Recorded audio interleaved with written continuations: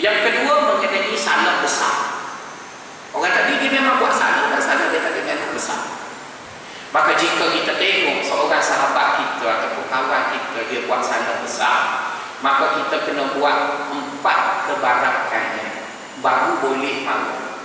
Ya, 4 kebarakan baru marah. Setelah kita buat 4 kebarakan yang itu baru kita marah. Okey. Pertama, tuan-tuan, kita kena ingat bahawa ada orang dia buat salah untuk kali pertama. Memang salah itu besar, tapi itu salah kali pertama. Maka kita jangan marah lagi sebab dia kali pertama. Misalnya bini kita bila dia dapat lesen P tu kan, orang perempuan dia dapat P tu, dia tak say P tu profesional. P itu maksud, minta maaf, perempuan bukan perempuan ni, bunyi cerita perempuan di negara nak suka. Jadi bila dia dapat lesen P itu maksudnya profesional. Jadi kalau kita tak bagi dia bawa kereta kita baru tu, dia marah sebab dia kata dia ada profesional. Tapi bagi kita orang lelaki, P itu bermaksud lesen langgar-langgar. Betul kan? Dia langgar sana, dia masuk parking, dia langgar, dia kostek, dia langgar, dia bawa P. Jadi kadang-kadang bini kita yang nak marah kat kita sebab Mercedes kita ni tak bagi dia bawa. Bila kita pergi outstation, betul-betul kereta kita bagi kat dia tu habis minum. Wah, dia kata bawa emas lah sekali tu kan. Undur tu tuan-tuan, rebak pagar kat rumah. Wow! Kita balik-balik. Nak marah apa? Bini. Tapi marah lebih-lebih, 2 minggu dah tak dapat pergi. Bukan orang lain. Tapi kesalahan itu ialah kesalahan pertama. Anak kita, tuan-tuan, anak kita. Bukan semua anak kita cerdik. Ada anak kita UPSA, orang lain semua 5A, dia 5C. Betul kan? Nah, macam mana itu baru satu peperiksaan, tak masuk neraka lagi UPSA 5C, tuan-tuan. Betul kan? Ada lagi PMR. PMR 5 dapatlah 10B. Oh, tak masuk neraka lagi. Ada SPM. Betul kan? Lepas SPM tak dapat masuk universiti, pergi pada sekolah lambat lagi nganggur. Dimaaf itu tidaklah bermaksud kita tidak hukum dia, tapi ada seorang kawan saya. Tuan-tuan jangan tiulah ya. Dia bila kita orang tunggu nak ambil result UPSA tu, ambil salah. Jadi bila dia dapat tengok anak dia tadi dapat tidak baik, dia membebek dekat anak dia daripada batas sekolah. Kita orang malu lah betul. Bila darjah 6 ni dia ada maruah dah. Darjah 1 mungkin boleh marah-marah kan. Darjah 6. Sampailah ke kedai. Kita orang pun duduk kat kedai untuk minum-minum kan dia. Anak dia dah rasa malu sangat, anak dia tercuit baru dia. Dia kata, ayo. Anak dia sambil-sambil menangis. Ayo nak marah kat saya, ada beli UPSA boleh berapa? Enak. Ayo dia pandai muka. Dia duduk marah. Sabarlah. Tapi memanglah budak tu salah.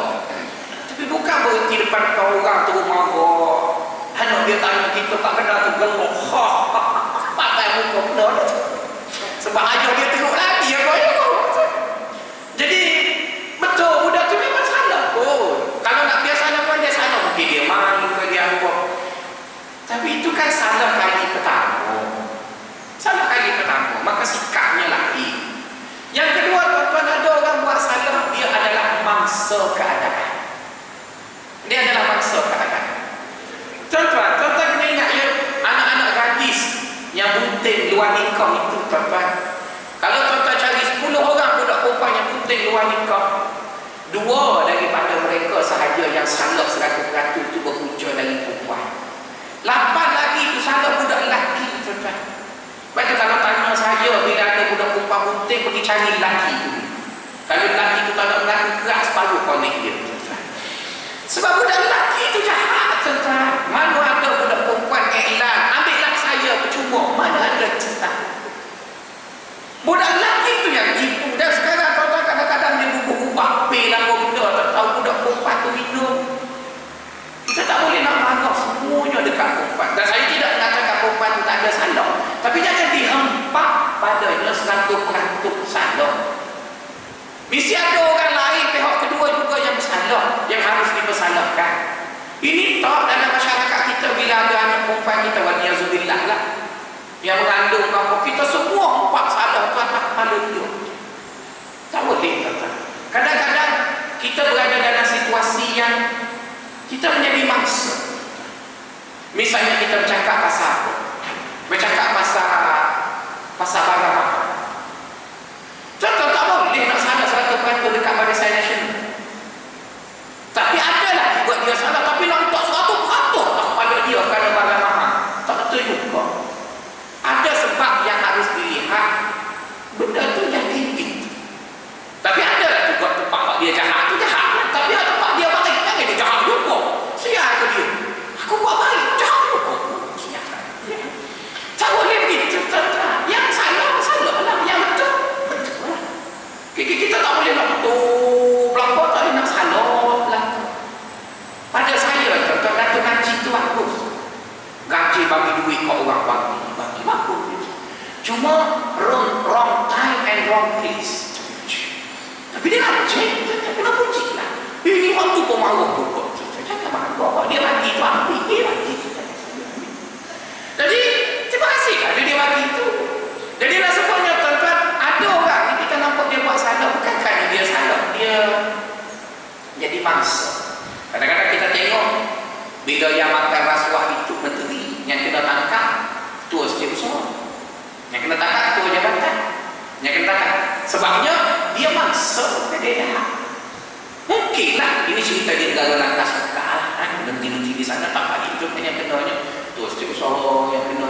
Jadi nak sebutnya tuan-tuan, bila kita tengok orang salah, kita kena fikir kadang-kadang dia tu membuat salah adalah kerana mangsa keadaan ataupun dia jadi kambing hitam. Dan yang ketiga tuan-tuan, dia buat salah mungkin kerana dia teruja dengan nikmat yang dia dapat. Dia teruja sangat maka terlepas cakap itu dan ini. Dan akhir sekali barulah kita kata dia buat salah kerana memang sengaja dia nak buat salah. Jadi kalau kita berfikir sampai begitu sekali kemudian baru kita hukum orang, maka hukum kita itu biasanya adalah tepat, tidaklah salah dan tersasar. Jadi oleh kerana nampak AJK pun susun kursi dan sebagainya, tuan-tuan pun risau, kita berhentilah dulu separuh, kita sambung pula kuliah bulan depan, pagi lagi daripada bicara ini. Apa yang baik datang daripada Allah SWT, saya sebut contoh-contoh itu tidak bermaksud menghina sesiapa, maka saya maksudkannya adalah untuk kita faham konsep-konsep tersebut. Janganlah tuan-tuan bagi tanya saya, siapa Ustaz maksudkan itu tak perlu tuan-tuan. Yang pentingnya ialah jangan dibuat perlakuan itu, jangan dibuat apa yang tak baik tadi. Itu maksud yang ingin disampaikan. Assalamualaikum warahmatullahi wabarakatuh.